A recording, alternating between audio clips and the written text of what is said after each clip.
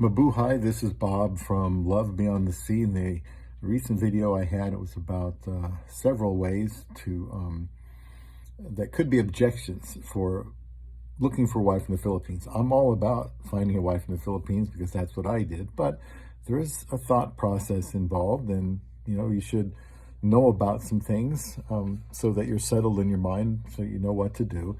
I want to talk about numbers 4, 5, and 6. Those are just a few that I thought of, but another one would be the whole visa process. I just got asked about that today on TikTok, and I went through that. I can relate to this one from experiencing it myself. I knew absolutely nothing about this visa process when I got on that first plane out of Nebraska to go to the Philippines. I thought I was going to come home with my wife.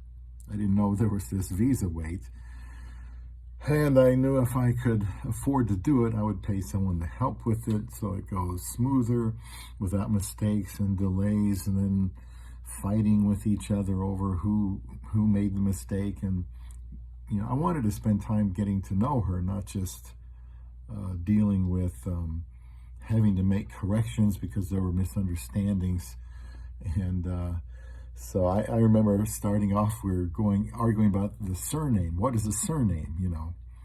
I've never heard of that before. So what's my surname? And then in the Philippines, they list their middle name, I think changes from what their last name was, becomes their middle name. And I thought, well, you can't put that on there. It's going to come back because that's not the way we do it here. And then she says, well, that's what we do over there. And then it's like, well, I've never heard of that either. Is that right? I don't want something to come back and take months and months more to continue the process. So there's a whole bunch of little things like that I just didn't want to argue about.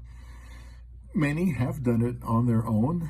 These visas, they get through websites and YouTube. I don't know if that's a good source. Maybe it is, but there's some good websites that will give you all the information that you need. My concern was that it get executed properly. I didn't want a big delay.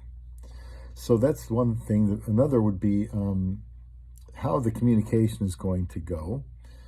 Another understandable area that I can help you with. I've done some live streams on questions asked during different stages of the relationship. I have 4 lists of questions you can ask a Filipina when you pass through different stages of seriousness. Now, I think it should be included in that link tree above on your phone. My website is lvbts.com, lvbts.com. Up under resources, there's 4 types of videos with questions, actually not videos, they're just lists of icebreakers, first time talking to Filipina, and then another one, different set of questions to gauge compatibility, because maybe you're more interested in this person, more curious about them, so you have to dig a little bit deeper with the questions. And then there's some more serious questions that you wouldn't ask before that, I don't think, about someone that you're trying to see if maybe that's the right person for you to propose to. There's even a list of questions for even after you get married. And believe me, I haven't asked my wife many of these questions at all yet, but we got married very quickly, and it would be nice to talk about some of those questions. If you're worried that a younger Filipina might be uncomfortable talking with you on camera, I think it's possibly more likely to be the other way around, or you might be more uncomfortable talking with her if you're looking for a younger woman. I'm not going to advocate that either. Just find a wife. That's what I want people to do. I found that the women tended to be easy to talk to. They were comfortable, a little shy maybe, but that wouldn't interfere with communication. I found them very comfortable on the webcam.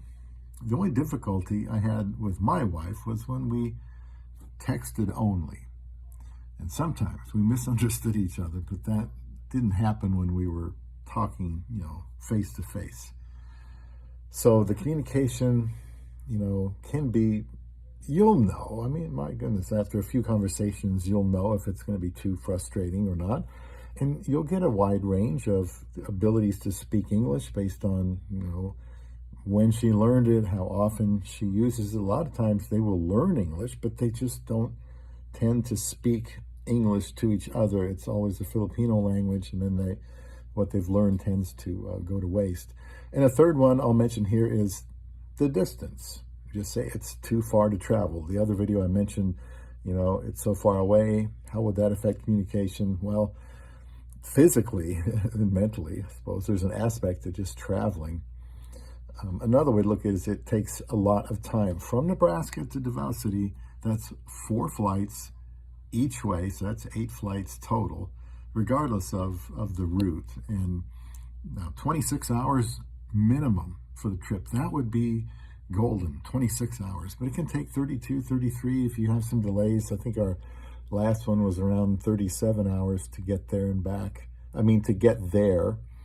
That's one way, and then you got to repeat the whole process coming back and hope that you don't have any delays.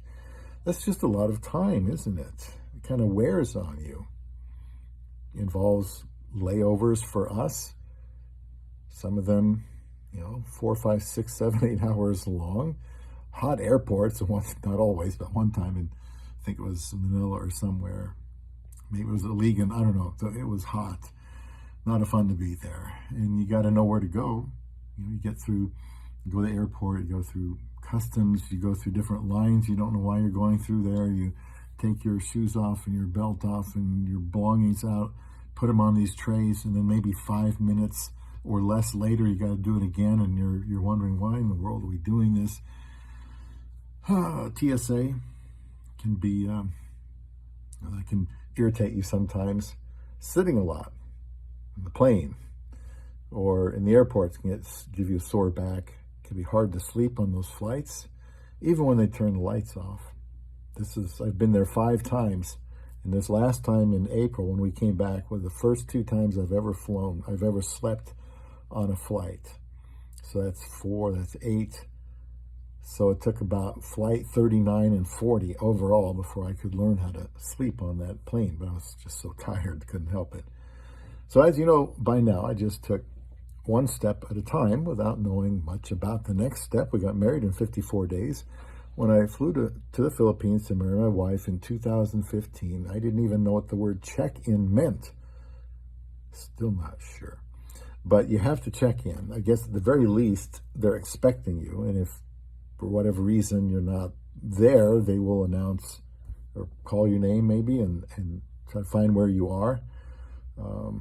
When I went there the first time to get married, I asked somebody where to go next. They said to go in this line, and nothing happened in that line. And so then I called my agent, my travel agent, and they said, well, you got to take the shuttle. I said, oh, great, I didn't know that. Well, maybe they had written it on the paperwork, but I was too excited, didn't remember everything. So when I found the shuttle and got to whatever terminal that was, the whole Philippine Airlines was vacant. So I've asked around because I was running late now, and they said, oh, sir, your flight's already boarded.